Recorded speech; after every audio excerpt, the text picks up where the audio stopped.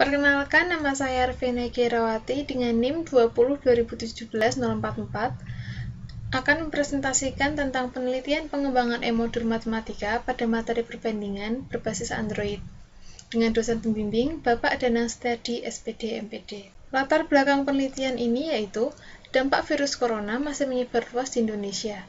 Salah satu upaya pemerintah untuk menangani penyebaran virus ini adalah dengan mengadakannya kebijakan PSBB. Kebijakan tersebut berdampak besar pada dunia pendidikan, yaitu aktivitas pembelajaran dilakukan secara online. Siswa akan belajar dari rumah, dan guru akan mengajar dari rumah.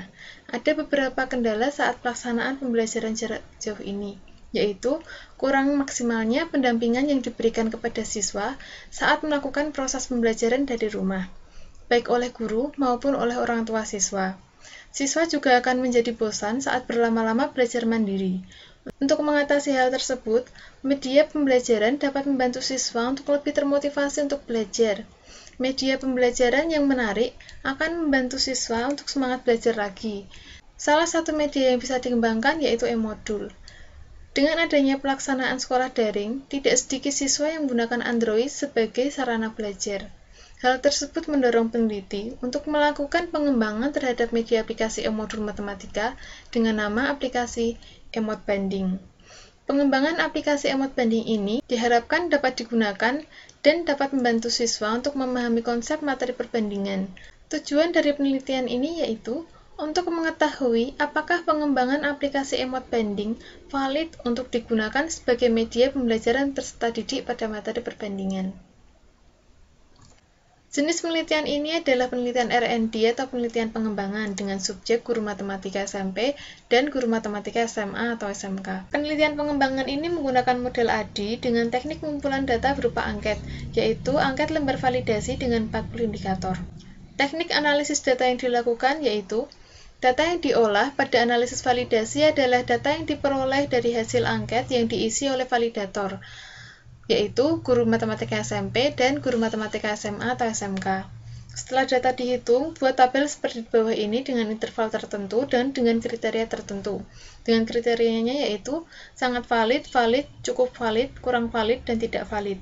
Selanjutnya, hipotesis untuk analisis kevalidan media ini adalah media dapat dikatakan valid jika nilai PS atau nilai hasil persentase lebih dari sama dengan 68, yang artinya media dapat dikatakan valid jika nilai hasilnya persentasenya lebih dari 68 atau sama dengan 68%.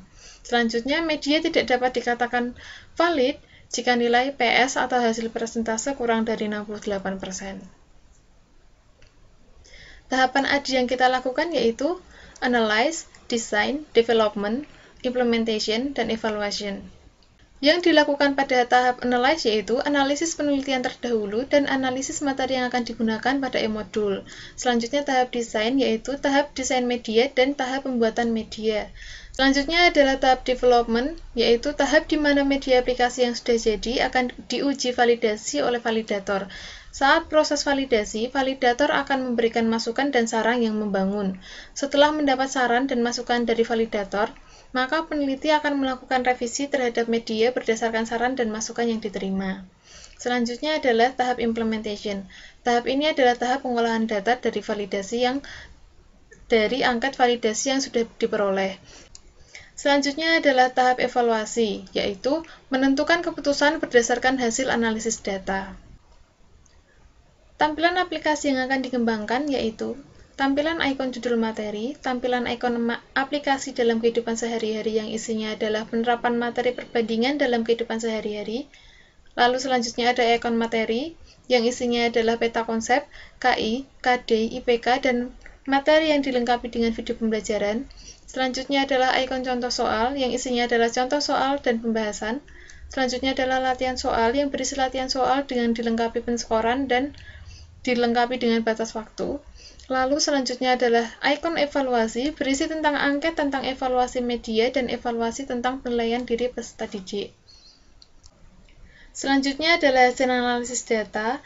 Analisis data yang diperoleh yaitu setiap aspek mempunyai rata-rata skor perolehan lebih dari 80 81%, yang bisa dikatakan bahwa setiap aspek mempunyai kategori sangat baik, dan rata-rata seluruh aspek yaitu sebesar 85%, dan kategorinya sangat baik.